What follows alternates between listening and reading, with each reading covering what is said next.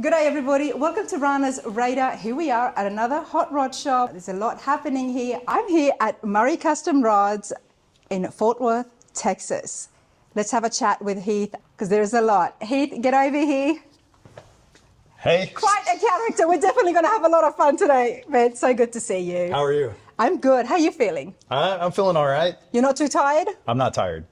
Heath has been a builder for a long time. I came over here. I'm looking at the shop. It's a big place. What's the square footage? I think we're right at 15,000. It's not too big. 15,000, but it's been laid out really well. It's decorated perfectly. These are all the cars that you have finished. These are cars that are in the finishing process one way or another. I love this. I absolutely love it. We're going to start right at the Impala. Come back over here. Okay. So many projects, so many that have already been painted and finished as well. Heath, you've got your hands full. It's crazy. Well, Jeff has his hands full. Jeff has his hands full. I try to work more on special projects and kind of that stuff, and Jeff manages the guys in the projects and customers between him and Rich, and I try to stay kind of more on special projects, and I think that helps with it, my ADHD. And Do you have ADHD? Apparently, I probably do. I'm not diagnosed, self-diagnosed. Self-diagnosed. Although I've also been told I have autism. Might be why I like puzzles. Maybe that's why you do such great work. Aren't these all puzzles? I like puzzles. These are puzzles, honestly. But And trains. And trains. That's inside joke. Okay. Well, whoever's watching and knows you, that I'm sure they'll get a good laugh. But hey, before the Impala, everybody, Heath, this is your personal Chevy. That is my personal Chevy. I mean, that's pretty cool to see that. It really gives us an idea of your style, what you like. And it is subtle, but it's still a very custom Chevy. I like subtle and just simple. It's kind of where I would tend to lean on almost all my personal projects. But you drive that because I saw you at the shows a year or two ago with that Chevy. That car it's been around for a while. It was finished in 2015, and it's not a full representation of what we do. It really needs to be redone. Okay. It needs a nicer paint job, and everybody kind of laughs at me and tells me to just drive it and enjoy it. But it needs to be blown back apart and redone at this point. A lot of things have changed and more things have been updated in the industry, I guess. You know, that's one thing about the longer you're in this business and the longer you do this stuff, and there's numerous people that I assume would speak to this, but your abilities change, your tools and equipment change, which also change your ability. And, you know, it makes it hard to finish some projects sometimes, especially when they're extremely long, because you want to go back and change some of your earlier work. If you start on a project, stick to it and try to get it done, because the longer it gets delayed, the more expensive obviously it becomes, but also the more it changes. And you'll hear more about that on what's happening with my truck and the direction it's going in. But that's just you just reminded me of how true that is. It's very well said. It's very well said.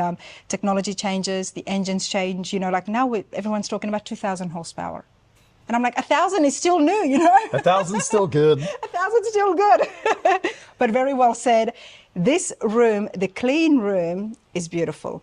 Let's have a look at some of the cars that have been finished here at Murray's Custom Rods. All right. So this one actually hasn't been finished here. Okay. This car is... I don't know if you're familiar with Shorty the painter. Yes, I am, yeah. This is Shorty's car. Okay, this is his cool. personal car. I'm sure people at home would recognize him as well from the this TV. This car was done on TV, and a lot of people would probably recognize the car from TV. So Shorty was kind enough to lend me his car for me to develop my Impala suspension line off of. Oh, nice. So currently we're putting the suspension back on it and getting it back together and to use it as a prototype. Using it as a prototype. Love it. So it allows me to develop, you know, my instructions and pictures and all that stuff off this car. You have to prototype and check fit, and you may make numerous variations to get it right, and that's part of it. Because if you don't make those variations and you don't go through the processes, it's going to bite you really bad. You've been bit before. I've been bit before. And that's Yeah. the best thing about the builders making the parts. Well, 'Cause you've and gone through that, the trial and error. we'll even get bit in the shop. Some guys sometimes will get a little overconfident in what they're making and go, like I said, overconfidence and weld something up as if it's a finished product and Yeah. go to put it on and it doesn't work. Yeah, it happens. It But happens. okay. So you try to slow them down a little bit. Well, Slow 'em you're managing slow 'em all down that. to go faster. Slow them down to go faster. That does make sense. And you've got over 20. So it's a lot of management right there. That's it. Leave it to Jeff. There you go. Good man, Jeff. Now, the Bronco, like we said, very popular. They're very popular. They've been popular for a while. They've brought big money. This one has a Coyote in it. We've done a lot of suspension work on it. Is this a 72? Or 70? We make up a different year every time we say it, so I'm not really sure what year it is. Did you build it from the ground up, or did you actually have a Bronco?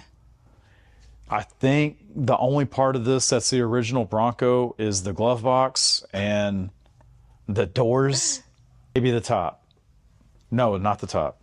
Oh, this is beautiful. So it's already been painted. It needs to be polished from here. And then, so we got it back from the interior shop to put a couple of things back on it. And then once the interior shop is done with that, then we'll polish it all out and it'll be ready to test drive. Broncos, well over 200,000. That's what the average is that I see, especially once they get down to this level with the Coyote 5.0, right? Yes. Nice. Now, I do want to come over here to the yellow hot rod that you've got. That's the first thing that I saw, and I was like, wow, look at that blower. Looks like an 871? Or is it a 671? I believe that would be an 871. 871. Whose is this, and what have you done? I don't know what we've done on this, honestly. This is a quick project that we're doing, and it's it's a short-term project. I always appreciate the plumbing that happens when the engines get upgraded like this. Someone has a lot of fun in this, right? I would assume so. Oh, let's check out the truck, please. Okay. So this is another friend of mine's truck, and it came in as just a cab that needed to be repaired, and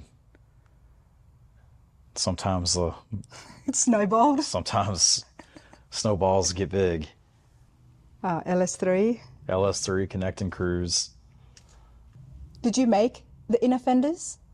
Those are slush tubs, I believe. Oh, cool. Okay. Bleed brakes, AC, check for leaks.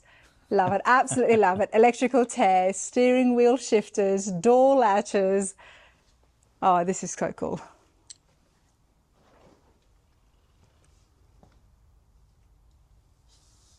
So we are going with the, still using the cranks for the doors and the power windows? Using them, they look like window cranks. Yeah.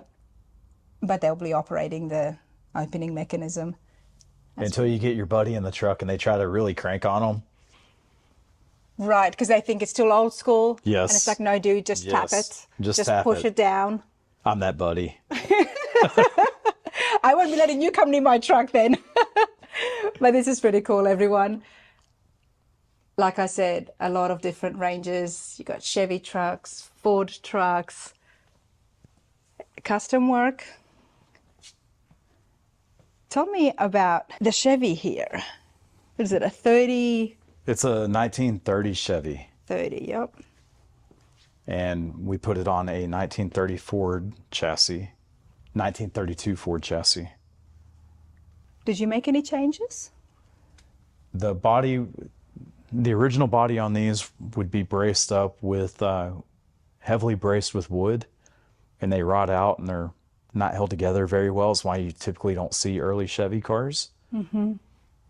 And so we reinforced the entire body with metal, and then it It would be wood here.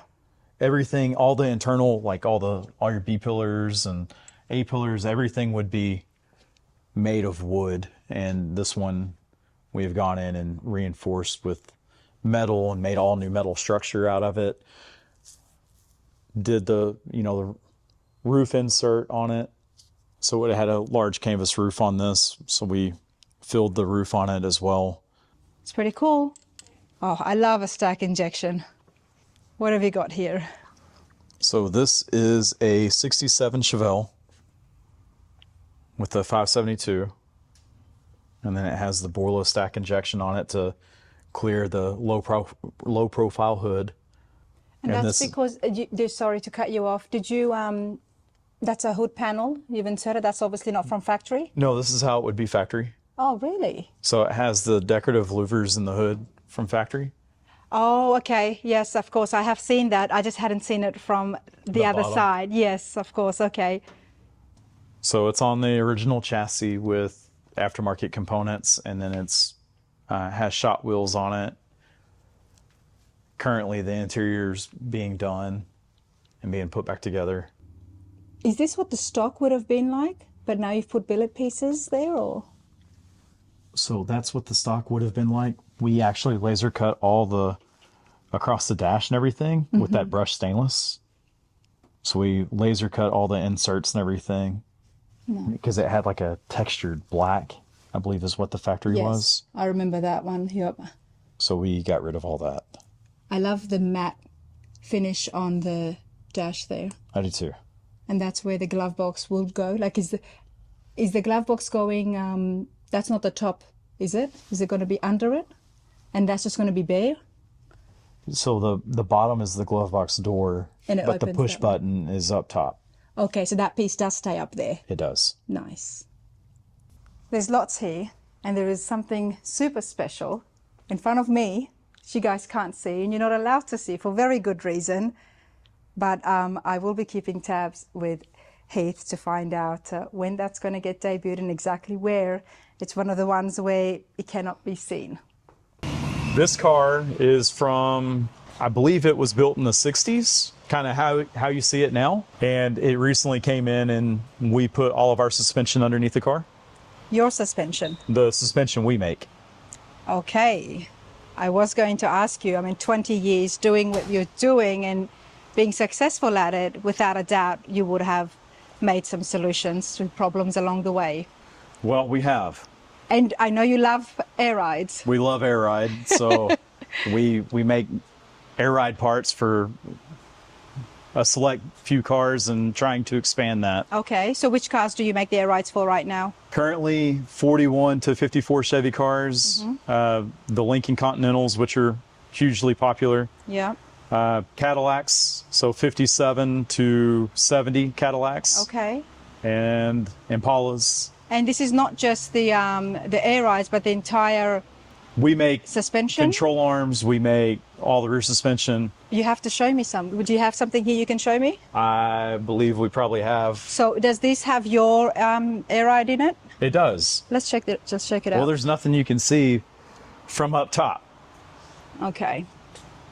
You've been doing this for a long time, and almost every car of yours, so you've had a lot of experience with air rides, right? We've had a lot of experience with air ride. When did you feel the need to make your own, and what makes it different or stand out than some of the others in the market? We tried to craft something that we felt was top of the line, kind of forge a gap between what Roadster Shop does Yep. as far as quality level, but doing that more for a bolt-on suspension. I'm kind of under the, it's my belief that not every car needs a full chassis. Yeah. Some of them are just not that level of car. And then also it's, sometimes it's a lot of work to build a full chassis for a car or to Yes. install one. And it's not always the correct answer for the person's budget as well. Yeah. But that doesn't mean they don't want something that's top quality and built very nice. So we try to craft a part that's nice. The best thing about builders selling parts is because they've had first-hand experience. whether you're installing the part or whether you've been out there cruising and using it yourselves, you are in this game. You know what works, you know what fails, and when you start making parts, that does get me excited. So I'm like, hey, let's check it out. Let's let the folks at home know.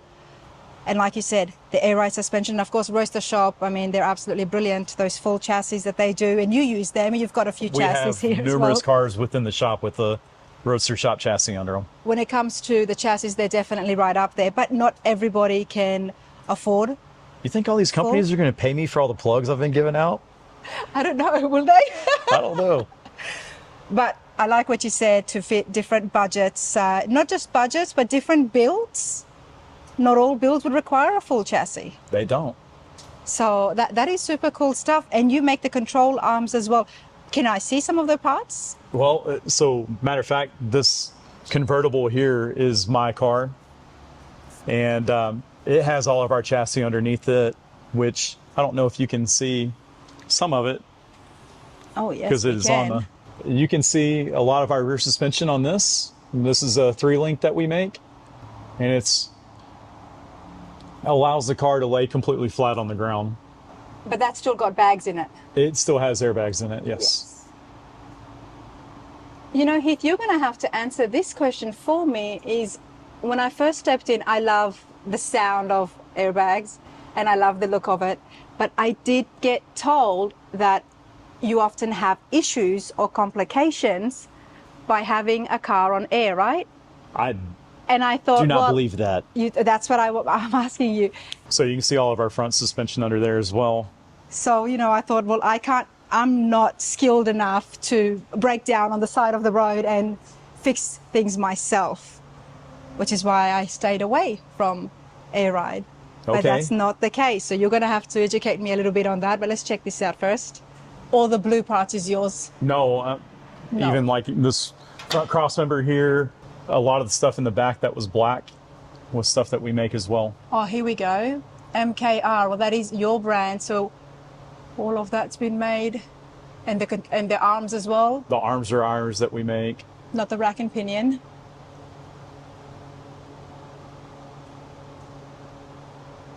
Are they available on a website? Your website, I'm guessing? All that stuff is available on our website. And do they get made to order, or like everything's made to order. How long would it take? We've had orders anywhere where we've been able to complete them in 4 weeks time, get them out the door. And we've been backed up with orders before where it's been 14 weeks. Okay, but from start to finish, production-wise, is it about 4 weeks? No, I mean, we can manufacture basically front and rear suspension for a vehicle probably in about 2 weeks, but Nice. It's by the time you get to it, Of course. from the previous orders or whatnot. Of course, as it always goes, because again, these are still custom parts, everybody. And have a look at some of the parts so we can see some of the production side of things. Okay. Did you always have CNC machines? I did not. When did you get involved with that? I bought my first CNC machine roughly about 2010, somewhere in there. Okay, it's still a while ago. It's still a good 16 years now. And kind of threw myself into the fire, learned through mistakes. So you learned how to operate it yourself? Yes. Nice. And I'm still learning how to operate CNC machines myself. Like I said, I learned through mistakes, which sometimes can be costly. You have to pay for your education one way or another.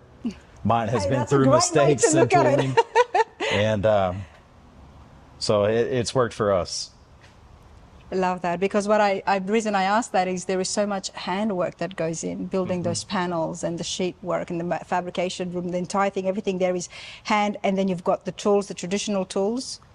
But then again, for the last 16 years, you have been using the CNC, which is why you're able to make the parts now. Okay, what have we got here? So this is a Haas CNC lathe. This lathe is really cool because the guys in the shop can use it as a manual lathe, or we can operate it as a full CNC lathe. So we make a lot of our bushings and cross shafts and all that kind of stuff on this machine. So it's not something you would want to do high production with, Right. but it works out really well for what we do. Using it as a CNC machine, there is no big cover, not that I can see. There's not. There isn't, so you can actually, oh wow, okay. So we can plug our program into this and it will take off running. We would machine like our upper control arm cross shafts on here. So it would start off as essentially like a piece of bar stock that gets machined down through different stages, like what you see down to this, and then ultimately would finish more like this. Nice. And then you have, these are like our rack mounts that we would use in our front crossmember, control arm bushings or ball joint sleeves, ball joint cups, different pieces. This is a batch of 1957 to 1960 Cadillac upper control arms that we manufacture. So those are all ready to ship out. Oh, nice. Let me check this out. MKR.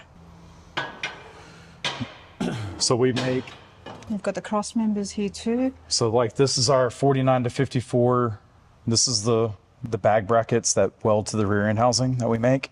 A lot more fancier than some of the others out there, right? So we take a lot of pride and try to craft our stuff a little bit different. We also will make a fuel tank if needed. So that's a stainless fuel tank for a 66 to 69 Lincoln Continental, what that one is. For your customers, it would be so convenient to come to you because you're able to do everything, almost everything in-house. Now, you said paint and body doesn't happen here, but when it comes to the drivetrain, the functioning of the car, you really can do anything and everything just in-house. We try. And especially when people want customs, and you like the customs. We love the customs. But you know that with the customs comes this work of having the one-off parts. It does. That's pretty cool to be able to do that. What else have you got here? There's, So noisy. Like, what else have you got here? Show me. this is kind of where stuff like gets boxed up and shipped out at then after it's been produced. And this So is also there's- some of your parts that So you've made? these are parts that we make. These are like, we sell a lot of airlift and AccuAir suspension. So this is for AccuAir, or this is actually for airlift, but their controller would fit in this, and this is on hinges that swings up under the dash to kind of keep it from being visible. And you would swing it up out of the back toward you and be able to use it for like Chevy cars, like the 49 to 54. We make a firewall bracket that holds your column. So if you want to utilize your existing column, we would sell you this. Oh, that goes right into the factory bolt holes. This bolts into the factory Nice, location on the yeah. firewall. And then this would hold the column at the bottom and then it'll allow for your shifter hole. So we sell that in a couple different configurations. You know, it's small things like that that really helps folks at home working in the shops and garages, because it takes a long time to do that by hand, which many do have to rely on. They But do. you do have the equipment and machinery here to kind of mass produce it. And we make it a lot cheaper than what you would be able to pay a shop to make it. Exactly. Or your own time as well. So Or it's- your own time. This is a very big laser table you've got here. This is a laser that we cut all of our parts on. Those parts will typically come off of that and go straight over here to the press brake. Can people, not just people at home, but other builders who've got smaller shops, call you for jobs and parts to get made and cut? Sure, we've done that multiple times. Okay, good. But typically stuff will come off the laser, and when it does, it would go over to the press brake and then it gets all folded up. So these are 1957 to 1960 Cadillac lower control arms that we manufacture. You know, it's hard to find parts for the Cadillac. It's very It hard. is. There's not anybody that makes, there are a few people that make parts for them. Yeah. And I love that you're trying to close that gap, because the Cadillacs are beautiful cars. I love They are. them. And And the problem with some of these cars, like the Cadillac, it's say a 59 Cadillac is something people put a lot of money into those cars, Yeah. and they're also very common to have air ride on them. But the air ride components that you can typically buy are not very nice. If I have a high dollar car, I want high dollar parts. yeah, I want parts that match the quality of what I'm trying to build. exactly. So that's where we're at. Love that. It's not just about the way it looks, the drivetrain matters significantly. So we have a CNC mill over here, and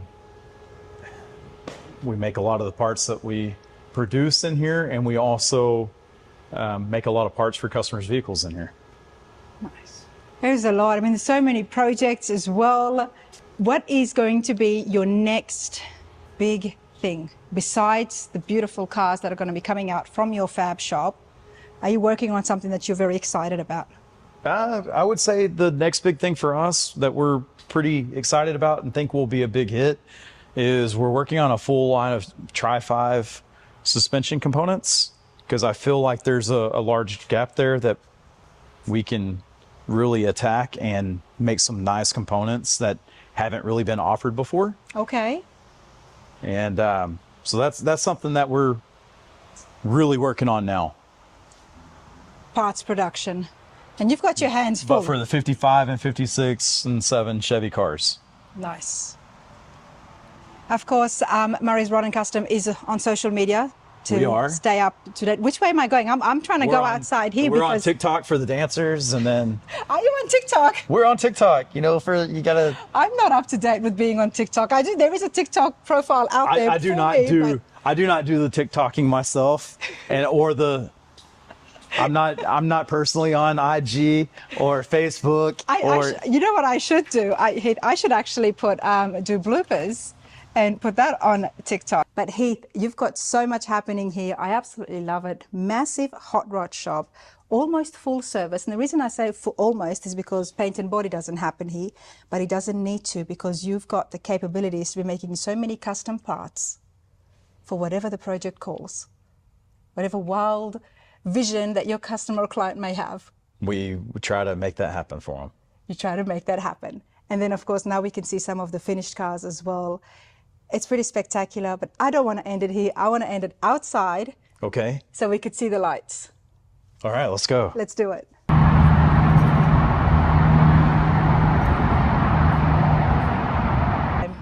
Thank you so much for your time. Thank you so much. Now get the hell out of here. I will. I've had too much of a good time, you know. I was supposed to leave an hour ago. Bye, everyone.